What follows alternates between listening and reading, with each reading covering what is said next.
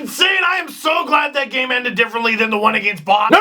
No, you are not allowed to bring that game up anymore, okay? Centennial Classic, we celebrate the first 100 years, but now, after Austin Matthews scores that overtime winner, we can move forward. We don't need to ever bring that game up again. I'm sorry, is Steve Dangle saying he's never gonna mention Game 7 ever again? Well, I can mention whatever I want. This is my YouTube channel. You don't make the rules. Hi, everyone. Austin Matthews. Voodoo, wizardry, and... Well, time for a rebuild. This team is ruining my life! Iggy, Leafs win 5-4 in overtime. Whoop, against the Detroit Red Wings. Give me this stick. Iggy, if you gave this stick to Morgan Riley at the end of the third, we wouldn't have needed overtime. Okay, screw that. That's enough. I'm going inside. A lot of you are asking for an outdoor video. Man, I've been outdoors for 2 straight days, and the first time I did an outdoor video almost destroyed this camera. You want more videos? Okay, I'm doing this one inside. Now let's talk about the game. What was that? Holy smokes! Before I talk about the game, I want to tell you that I am working on a behind-the-scenes video for the alumni game and for the actual Centennial Classic. That should go up on the Sportsnet YouTube channel several hours after this LFR is up. I'm not sure exactly how long, because I'm not sure how long it'll take to make it. But you know me, I don't want to disappoint you. And speaking of disappointment, the start to that game, holy smokes, we got Ron McLean and multiple anthem singers, and they're all going crazy in front of the ice, and a plane flies overhead, and there's all kinds of craziness, and then there's no goal in the first period. It's like some fights you just see people brawling, swinging right away, and then other times you just see them doing light little jabs and trying to feel each other out. That's what the Leafs and Red Wings were doing in this one. And I don't blame them, I get it. The Leafs and Red Wings haven't seen each other at all this season, and that's just if this was a regular season NHL game. It's not, it's outdoors. It's colder. The ice was good, but it's a little bit different than the one you're used to playing on. The boards are a little different. The sight lines are different. Everything is a little bit different, and you don't want to be the one to screw up in front of 40,000 people. Second period, the scoreless tie is finally broken by a future Leaf. There's always players who are rumored to be coming to the Leafs forever. Joe Thornton, Bobby Ryan, Jeff Carter. Anthony Mantha briefly creeped his way into that conversation. Austin Matthews tries to block his shot. I think he might have screened Freddie a little bit, and it was just a great seeing eye shot. Red Wings on the board, 1-0 after 2. Man, are you trying to tell me that the Red Wings are gonna win the Centennial Classic 1-0 in Toronto? Are you for real? That's not even Toronto terrible, where you get your heart ripped out because you had hope at some point. This is just regular ass terrible. So, second intermission, we had a little bit of a Dangle Navy meetup and said hi to some people, and they're like, man, don't tell me the Leafs are gonna get shut out. And I'm like, they're not gonna get shut out. You know who's gonna score? And these people need to tweet to back me up. I said it was going to be either Leo Komarov or Zach Hyman, and it was going to be an ugly, banging it in front goal. And I was wrong. It was a pretty banging it in front goal. Gardner flies up along the boards, throws it in front for Leo Komarov, who is just planted in the crease, puts it in, and it's 1-1. Puts the puck past, by the way, Jared Coro in his 4th NHL game. That's his 4th NHL game. Detroit Red Wings fans, question for you. Do you agree with that decision? Because I had a few people tell me, oh, Peter Mrazek's been terrible. Dude, the outdoor game means something. I mean, the big game in Vancouver, Eddie Lack starts ahead of Roberto Luongo. A lot of people saw that as the final straw that broke the camel's back there. I guess if you want to send a message to Peter Mrazek that he needs to be better, wow, delivered. So all right, the Leafs have a little bit of momentum. It's a tie game. Everyone's cheering for you. 40,000 large! Morgan Riley follows the trend of Jake Gardner, throws it to Mitch Marner, who does Mitch Marner things in front. Snipe it, John Coro. It's 2-1 Leafs. And Mitch Marner with a Mitch Marner celebration. My people, sing me your praises! This had to be especially special for Marner to score that goal, because the last time the Leafs played the Red Wings outdoors, Marner was only 6 years old. That might not be true, I'll have to Google it. But again, the Leafs' first 2 goals of this game, Leo Komarov, Mitch Marner, 2 different kinds of hard work in front, but started by the defender getting them the puck. And then, oh my goodness, local boy Connor Brown puts it in. Assist by local boy Zach Hyman and local boy Connor. Okay, he's from Chicago. Not all narratives work. And a couple minutes after that, Brown over to Matthews. Snipe! 4-1! Just where we want. Oh no. Before we get to voodoo, rewatch that goal. Zach Hyman is in perfect position to take that pass and take that shot. He actually lifts his stick to get out of Matthews' way. I don't know if they practiced that or talked about it on the bench, but mwah! And by the way, that gives Matthews as many goals as he has years lived. So now, the Leafs have a 4-1 lead in a really big game. Less than 2 minutes later after Austin Matthews makes it 4-on-1, Detroit does what a lot of teams have been able to do this year, and that's get one of the Leafs defenders to chase him while a forward doesn't back them up in front. Connor Carrick's in front with a guy. Nikita Zaitsev goes for a little bit of a walk. No one's got Jonathan Ericsson. Blast! It's 4-2. Less than 2 minutes left. Red Wings creating pressure. A lot of pressure in front. Dylan Larkin puts it in.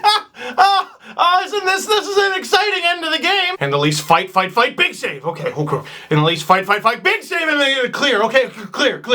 And I'm looking at the clock. There's about 20 seconds left, and I'm like, I think the Leafs are actually gonna do it. Morgan Rielly with the puck on his stick. He's about to clear it. I'm like, oh my God, the Leafs are actually about to do. Hockey gods say F you. Morgan Rielly stick breaks. We talk about Morgan Rielly needing to tighten up defensively, and I think that's true. But every time he's on the ice for a goal, his body language, you can tell a goal against shatters him more than it shatters anybody else on the team. They all feel bad about it. Morgan Rielly feels badderest. And what do you want him to do on this one? His freaking stick broke because of magic.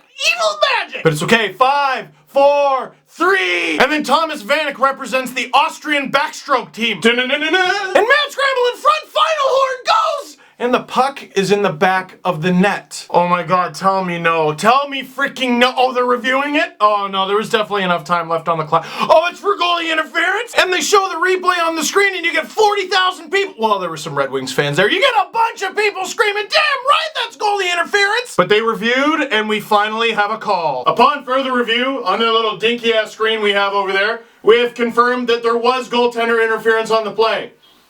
However, the offending player was not Nazem Kadri. We have a good goal. All right, remember I talked about regular terrible and Toronto terrible? That's Toronto terrible. They were up 4-1. All of a sudden, the game is prolonged. All of a sudden, everyone has to stay outside a little bit longer. And all of a sudden, everyone who was chirping me on Twitter for looking poofy because I had my winter jacket on under my Leafs jersey can't talk smack because look at you with your cold self. Stop doing that Canadian macho stuff. Yeah, I'm not even cold, bro. I'm not even cold Canadian. I just usually wear shorts in this weather. I go golfing in this weather. We get it. You're Canadian. Why don't you take a bunch of Canadian Tire money and knit it into a quilt for your cold self, you hoser? Americans are watching this right now like, I think I just witnessed my first Canadian argument. All right, so we got OT.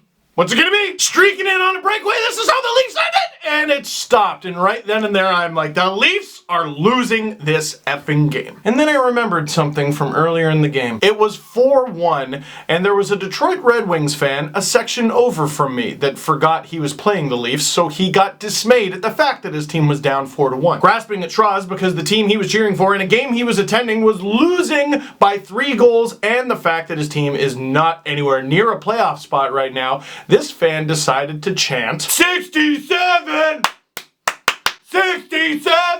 And the first thing I thought was, why is this fan chanting the number of goals Austin Matthews is going to get this season? Gardner puts it off the end boards, he misses, oh no, oh yes! Austin Matthews, backhand, no look, in your face, 20th goal of the season! You take that entry-level bonus, buddy, and the Leafs win the Centennial Classic! Are you kidding me, Austin? The damn perfect way to end this game. You don't understand if you're not a Leafs fan. You just don't. You don't understand how perfect that was. The Leafs were losing. They respond in the third period. They come up big. But they choke on it because they're not perfect. Like all of us. And what were the first 100 years of the Toronto Maple Leafs all about? Having the second most Stanley Cups of any NHL team? No, that's what the first 50 years were about. The last 50 years have been about futility, mediocrity, and disappointment. And of all the losses the Leafs suffered, the one that might stick out the most is Game 7, 2013, against the Boston Bruins. It was legendary. They coughed up a 3-goal lead in the third period of a Game 7. It has literally never happened before. But who saves the frickin' day?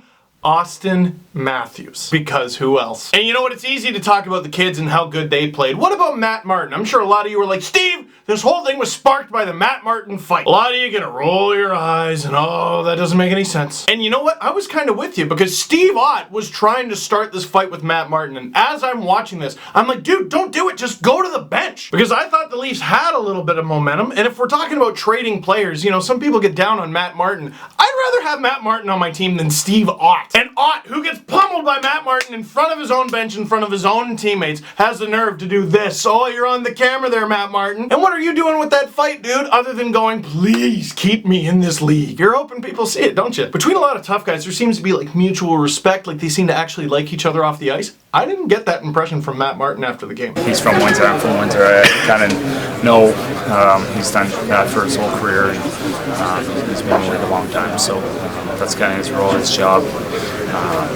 That is what it is. I don't really care to talk about any of that stuff.